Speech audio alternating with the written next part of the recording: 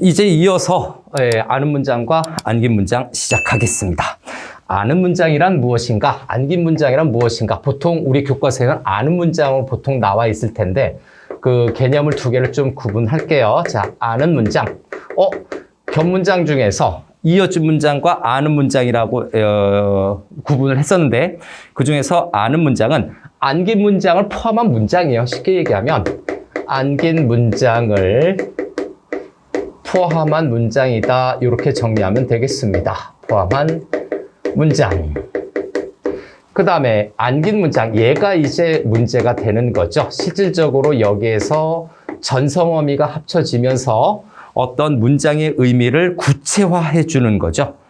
문장을 구체화해 줍니다. 그래서 아는 문장 속에, 그죠? 아는 문장 속에 절 형태로 포함되어지는 문장이에요. 그래서 아는 문장 속에서 또는 아는 문장 속에 절 형태로 주어 서술어 관계가 있다는 얘기죠. 절 형태로 어떻게 된다? 포함되어지는 포함까지는 써볼까요?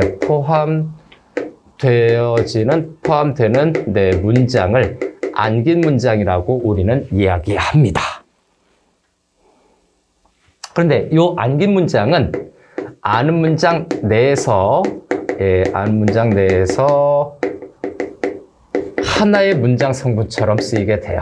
하나의 문장 성분처럼 쓰인다. 하나의 문장 성분이라는 건 주어, 목적어, 보어, 서술어 이런 거죠.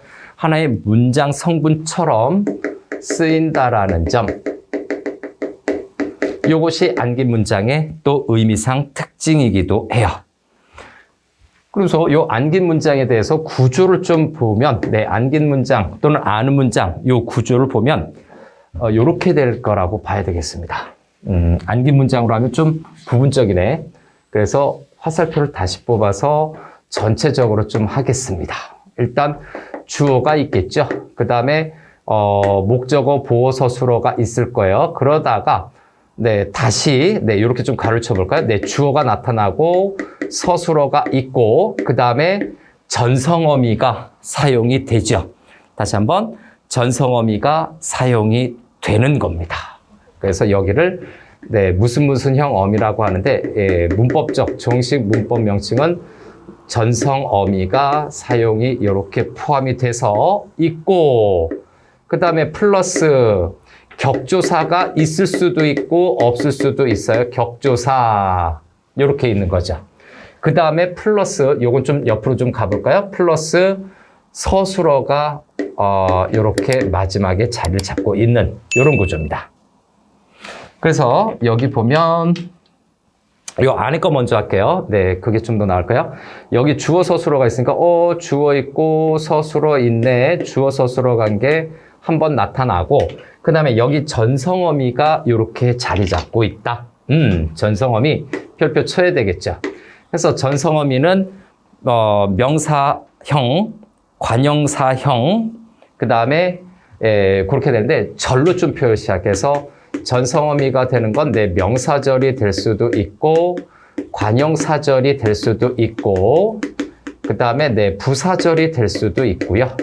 부사절이 될 수도 있고 인용절이 될 수도 있어요. 그 다음에 하나는 서술절이 될 수가 있는데 이 서술절을 아는 문장 같은 경우에는 이렇게 전성어미가 사용되지 않습니다. 그래서 여기에서 서술절을 아는 문장은 여기에다가 안 넣고 따로 하게 될 거예요. 전성어미가 사용되지 않는다. 따로 체크할게요. 원래 5가지인데 아는 문장이 4가지만 여기에다 놓고 격조사는 있을 수도 있고 없을 수도 있다. 그래서 요 부분이 바로 요 부분 명사절, 관형사절, 부사절, 인용절 요 부분이 문장 성분처럼 쓰인다는 내용이 있죠. 문장 성분처럼 쓰인다. 어떤 걸로? 의미상 문장 성분처럼 쓰인다. 다시 한번 기억하고 그 다음에 요 외곽으로 여기 주어가 있죠. 여기 또 서술어가 있죠. 그래서 여기 한 번, 여기 2번, 여기 2번 이렇게 되는데 여기 2번째 있는 것이 아는 문장. 그리고 여기 1번에 있는 것이 안긴 문장에 해당이 돼요. 안긴 문장에 해당이 된다. 그리고 네, 안긴 문장 이렇게 되고 화살표 하나 더해서 서술절을 아는 문장은 좀 따로 할까요? 네, 나중에 더 추가 설명하겠지만 서술절을 아는 문장은 전성어미를 사용하지 않습니다. 전성어미를 사용하지 않는 특징이 있다라는 것을 먼저 체크해 놓고 각각의 아는 문장들을 설명할 때 저걸 거기에서 추가적으로 더 설명을 하겠습니다. 자, 됐으면 이제 명사절을 아는 문장으로 좀 들어가 볼게요. 명사절을 아는 문장. 그래서 안긴 문장 이렇게 있고요. 그래서 이 안긴 문장이라고 하는데 3번으로 그냥 독립시켜서 한번 해보겠습니다. 명사절을 아는 문장. 그래서 이제 명사절을 아는 문장인데 앞에서 이제 기초적인 설명들을 좀 했으니까 이건 절 전체가 문장에서 명사처럼 쓰이는 겁니다. 그래서 명사절을 아는 문장은 첫 번째 문장 전체죠. 네, 안긴 문장입니다. 그래서 안긴 문장 전체가 문장 내에서 네, 명사처럼 쓰이는 것이 명사절을 아는 문장. 문장 내에서 명사처럼 쓰인다.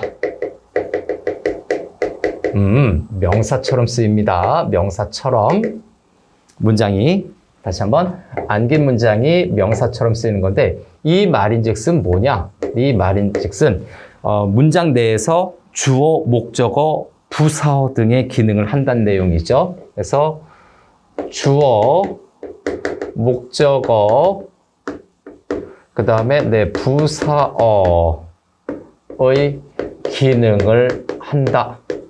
의미상이에요. 요거 네, 의미상으로 저런 문장 성분의 기능을 하게 된다. 그러면 한번 구조를 한번 좀 해볼까요? 저기처럼 네, 여기 전성어미가 있다고 하는 거니까 주어가 있고 다시 주어 서술어가 있으면서 여기에 명사형 어미가 붙게 됩니다. 예, 서술어 뒤에 안긴 문장 서술에 명사형 어미가 결합이 되고 네, 명사형 어미가 결합이 되고 플러스 격조사는 있을 수도 있고 없을 수도 있어요. 그래서 격조사 쓰는 경우도 있고 안 쓰는 경우도 있다. 그리고 나서 서술어가 이렇게 있겠죠. 그죠? 여기에서 우리가 포커스를 봐야 될 부분은 바로 이 부분입니다. 명사형 어미. 서술어에 명사형 어미가 붙는데 자, 가장 대표적인 것은 미음하고 기가 붙게 됩니다. 미음하고 기가 붙게 된다. 안긴 문장이죠. 이 가로친 부분은 다시 한번 안긴 문장 안에 미음과 기가 사용이 되는 것이죠. 명사형 어미, 미음과 기가 사용이 돼서 요것이 주어, 목적어, 보어가 될 수도 있죠. 뒤에 서술어가 되다 아니다가 되면 또는 부사어의 역할을 하는 것. 자, 간단하게 이렇게 끝내겠습니다. 예문은 좀 나중에 문제를 풀 때 보는 걸로 하고 다음 이어서 관형절을 아는 문장으로 바로 넘어갈게요. 관형절을 아는 문장. 자, 위에 똑같이 마찬가지로 절 전체가 그죠? 요거는 이제 안긴 문장이라고도 하고 저 안긴 문장이 주어 서술어 했기 때문에 절이라고도 얘기합니다. 절 전체가 문장 내에서 무슨 역할을 합니까? 문장 내에서 관형어처럼 쓰이는 문장이에요. 관형어처럼 쓰인다. 관형어처럼 쓰이는 것이다. 절 전체가. 그래서 여기에서 보는데 당연히 관형어처럼 쓰이기 때문에 문장 성분 관형어예요. 구조를 한번 좀 볼까요? 이것도 간단하게. 당연히 앞에서부터 네, 주어가 있기 시작하겠죠. 그 다음에 다시 네, 주어가 있고 서술어가 있고 관형사형 어미가 사용이 될 겁니다. 관형사형 어미. 그 다음에 플러스 네, 격조사가 관형격 조사가 있을 수도 있고 없을 수도 있지만 네, 격조사는 만약에 관형사형 어미가 쓰면 잘 안 쓰일 겁니다. 관형격 조사까지 동원되지는 않겠죠. 그 다음에 네, 서술어가 있다. 그러면 여기에서 관형사형 어미가 어떤 것인지 관형사형 어미의 종류를 한번 체크해 보겠습니다.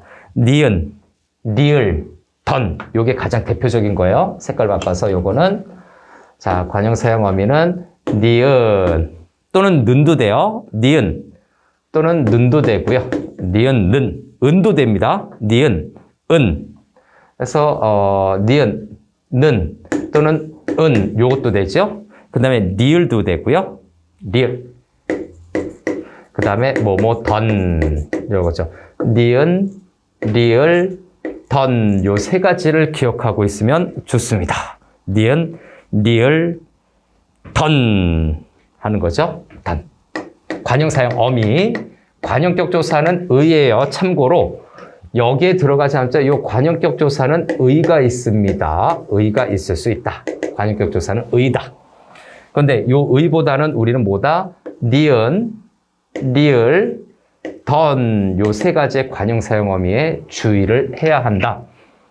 다음 관형절을 아는 문장에서 이어서 다섯 번째는 네, 번호는 5번이네요. 부사절을 아는 문장으로 가겠습니다. 부사절을 아는 문장. 자, 부사절을 아는 문장, 관형절을 아는 문장과 마찬가지로 절 전체가 부사처럼 쓰이는 문장이죠. 그래서 첫 번째, 앞에서 마찬가지로 안긴 문장, 네, 절 전체가 문장 내에서 무슨 어? 네, 부사어처럼 쓰이는 거죠. 부사어처럼 쓰이는 것이 바로 부사절을 아는 문장. 근데 얘의 기능을 주로 보면 이 절 전체가 네, 부사어로 쓰였다라고 하는 것은 뭐냐? 네, 서술어를 수식하는 기능이죠. 그래서 의미상 서술어를 수식하는 기능이다. 수식하는 기능을 한다라는 점. 의미상 서술어를 수식하는 기능을 한다. 다음 세 번째로 갈까요? 세 번째로 가면 구조를 봐야죠. 우리 앞에서 했던 것처럼. 자, 아는 문장 전체, 네, 최외곽에는 아는 문장의 주어가 있고, 그 다음에 안긴 문장의 주어도 있을 거고, 그 다음에 서술어가 있고, 그 다음에 부사형 어미가 사용이 되겠지. 부사형 어미 사용이 되고, 그 다음에 격조사가 쓰일지 안 쓰일지는 모르겠으나, 일단 격조사가 있을 수 있는 가능성은 언제든지 있으니까 그 다음에 서술어가 이렇게 쓰일 겁니다. 우리는 항상 서술어 중심으로 판단을 한다. 여기도 그렇고 여기도 그렇고. 그래서 이 서술어와 부사형 어미 요 사이에 어떤 게 들어가는지 체크해 보자고요. 자, 부사형 어미에서 사용되는 것들 어떤 것이 있나? 이, 리, 게, 도록 이런 것들이 좀 사용이 돼요. 그래서 이, 리, 게, 도록 등등등 굉장히 많죠. 부사형 어미는 엄청 많습니다. 그래서 이, 리, 게, 도록 이런 것들이 쓰이게 된다. 근데 요 이라고 하는 것은 뭐냐? 요거를 다른 명칭으로 부사, 파생, 전미사라고 얘기를 하죠. 부사, 파생, 전미사예요. 이리, 게, 도록에서 이, 리, 게, 도록. 부사, 파생, 전미사. 비가 소리도 없이 내린다 해서 소리도 없이 해서 그 이가 부사, 파생, 전미사예요. 없다가 원래 동사, 형용사, 용언 계열인데 부사로 바뀌게 하는 파생, 전미사입니다. 자, 이렇게 부사절을 아는 문장까지 했어요. 다음에 인용절을 먼저 좀 할게요. 네, 인용절을 먼저 해보겠습니다. 인용절. 여섯 번째. 그리고 마지막으로 서술절을 아는 문장을 하게 될 거고요. 여섯 번째, 인용절을 아는 문장. 인용절을 아는 문장. 일단 기본적인 구조 또 정리 들어가야 되죠. 앞에서처럼 절 또는 안긴 문장이 있을 건데 요거는 좀 표현이 약간 달라요. 말하는 사람이죠. 그래서 화자라고 얘기를 합니다. 네, 화자의 어떤 생각이나 말하는 사람이에요. 말하는 사람의 생각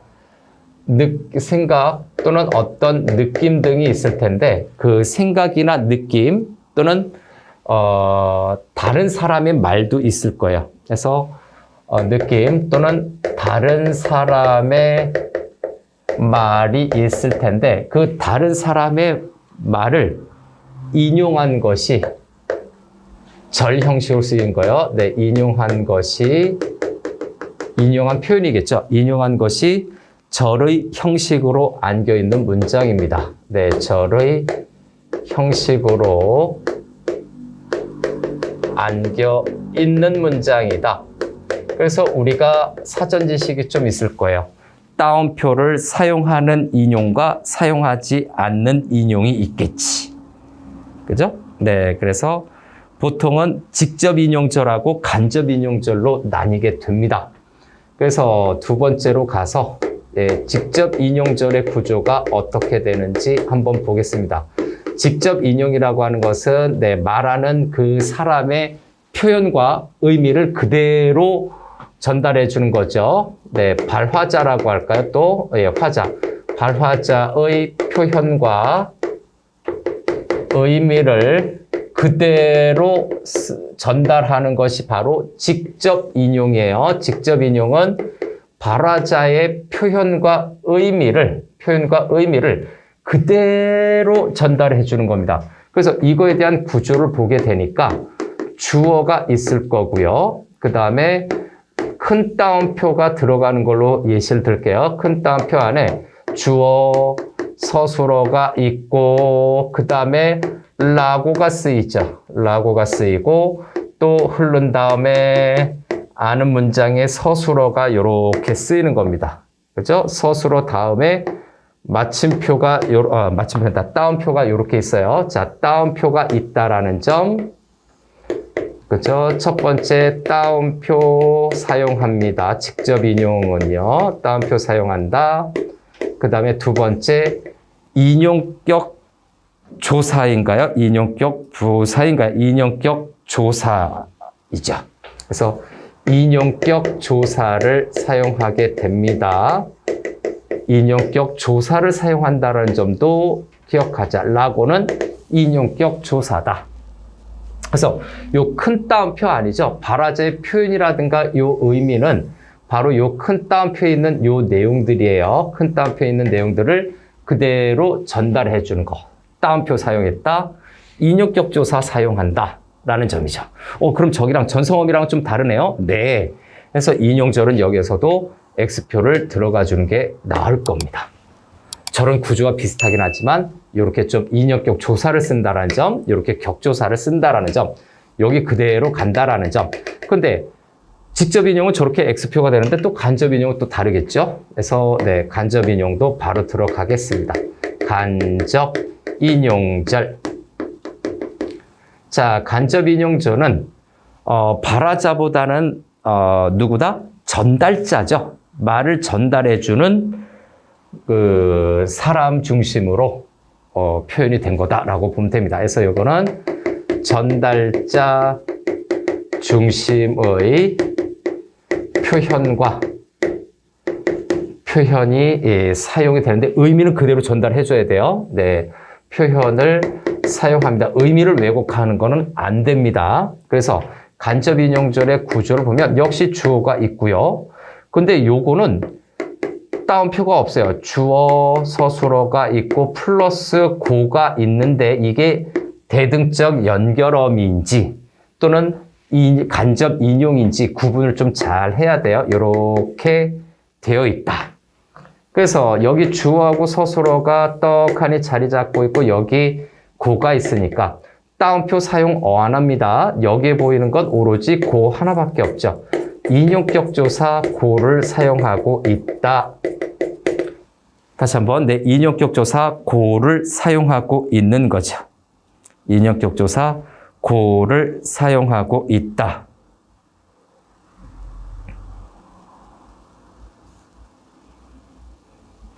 그래서 간접 인용절 또는 인용격 조사 고라고도 하는데 요 인용격 조사 또 추가되는 게 뭐냐면 오죠. 이라고를 쓸 수도 있어요. 이 고 중에서 뭐뭐이라고 해서 이라고도 가능합니다. 이라고도 사용 가능한 간접 인용절의 인용격 조사다라는 겁니다. 자, 그래서 인용절을 아는 문장. 전성어미가 사용되지는 않네요. 여기에서 전성어미가 아니라 조사가 사용이 되고 있다 해서 인용절은 여기에서 빼주는 게 낫다라는 거죠. 이제 아는 문장의 마지막 부분 서술절을 아는 문장으로 가보겠습니다. 여기 좀 공간이 있나요? 그래서 좀 타이트하지만 체크해 봅시다. 7번째 서술절을 아는 문장인데 서술절을 아는 문장의 특징은 뭐냐? 앞에서처럼 전성어미나 조사를 사용하지 않는 거죠.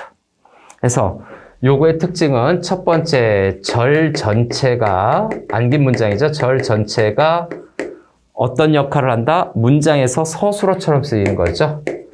않는 문장에서 서술어처럼 쓰이는 것이다. 서술어처럼 쓰인다.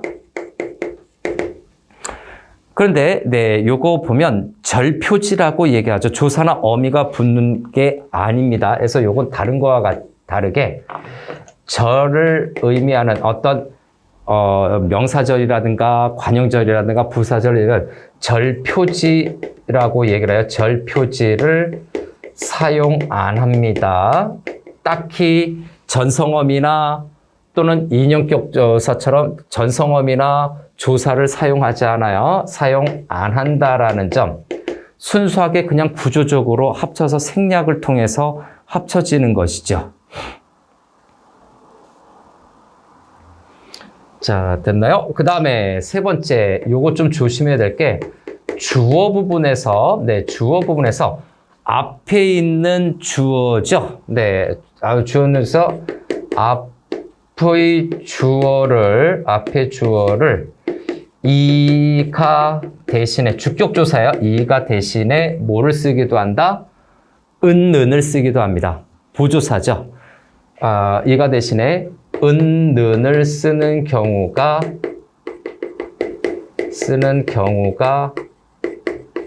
많다라는 점. 은을 쓰는 경우가 많아요. 서술절을 아는 문장. 그래서 요거 구조를 보면 주어, 서술어가 있는데 문제는 뭐냐? 여기 주어가 있고 여기 주어가 있고 그 다음에 여기 서술어가 있고 여기 서술어가 있는데 이 주어가 중복이에요. 그래서 요것이 생략이 되는 거죠. 요것이 생략이 된 거라고 보면 이렇게 되면 안 되죠. 주주서인데 주어를 생략하면 안 되죠.